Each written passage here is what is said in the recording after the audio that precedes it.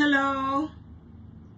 Alam nyo, yung class ko kahapon, it was immensely satisfying. Update ko lang kayo doon sa nangyari sa klase ko ng astral travel yesterday. Of course, na-extend, natapos kami, gabi na. But, when I say intensely satisfying, it means yung achievement ng mga estudyante ko,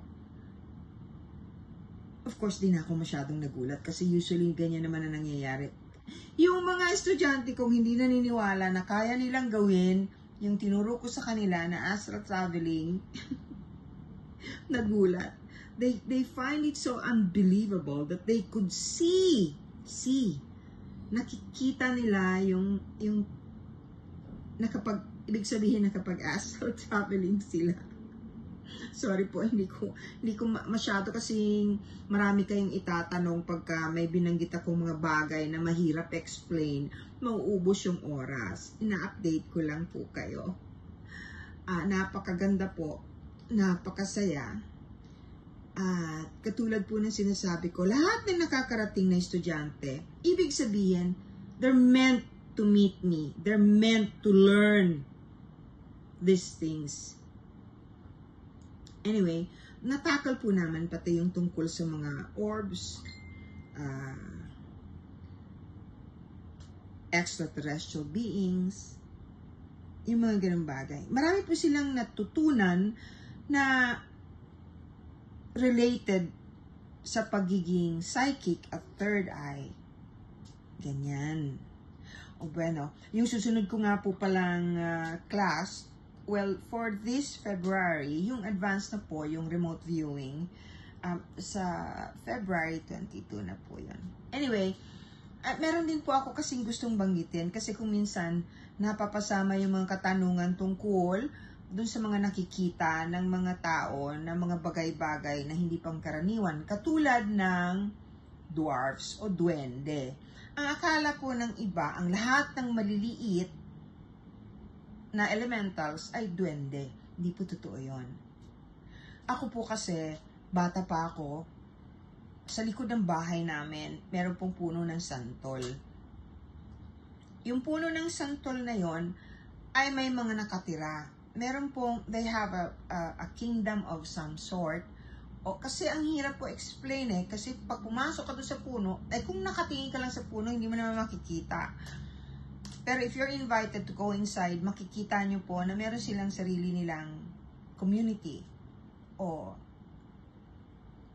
pag nandun ako sa loob, hindi naman ako malaki kasi laki na lang ako nila Anyway, ito pong mga kaibigan kong ito, noon pa, alam ng nanay ko kasi kung minsan pag tulog ako o hating gabi, pumupunta sila sa kwarto ko.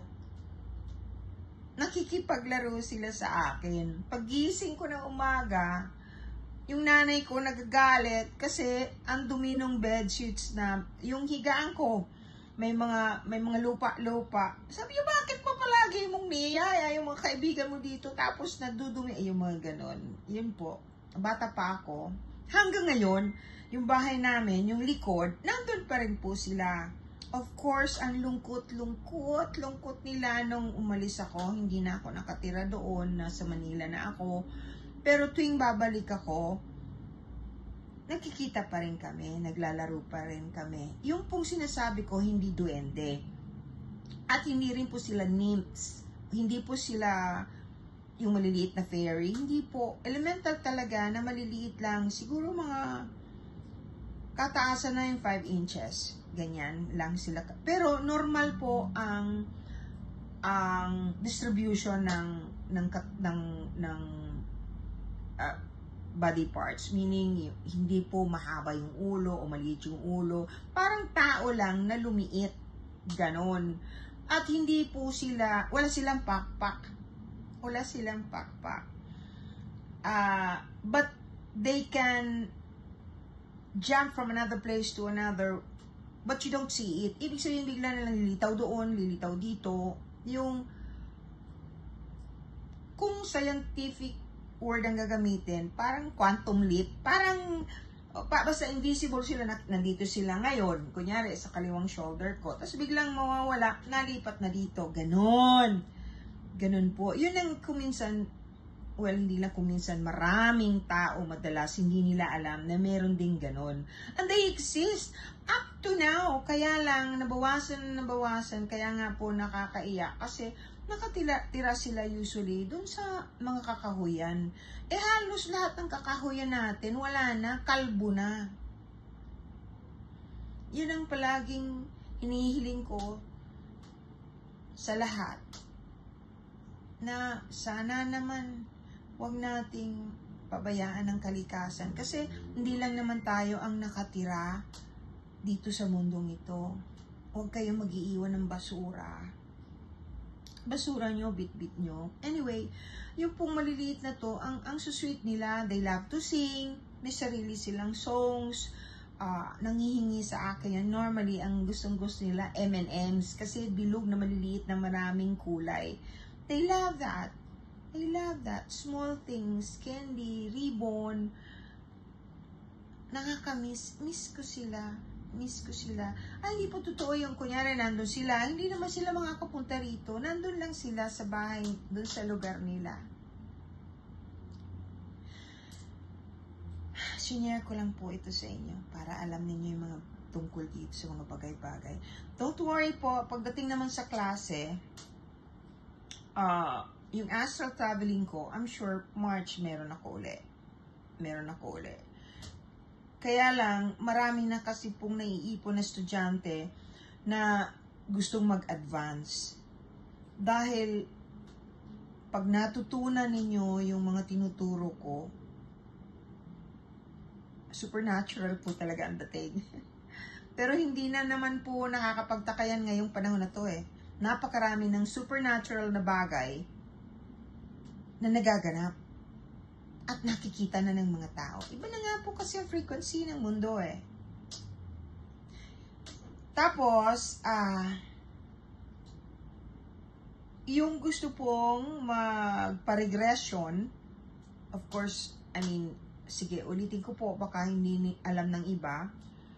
I went to school, to the University of Edgar Cayce and studied a clinical hypnotherapy. So, ang ibig sabihin po niyan, nakakapag-regression po ako. Yun po ang basic. Pasensya na po kayo yung si junior ko dito sa tabi ko. Pwede po kayo magpa-schedule. Hindi po lahat na-accommodate, nagpapatong-patong po talaga kasi. Yung mga gustong mag-enroll for my next 80 astral traveling class on March, you try your best to send an email to yung nandun po sa may profile ko sa taas. Pwede nyo pong i-click yun. Pwede po kayo mag-inquire doon. Basta yun pong pangako ko na ipagdasal ang lahat ng mga nangihingi ng dasal. Pinagdadasal ko po. Opo. God bless all my students. God bless all of you. And I'm sending love to everyone. Bye po.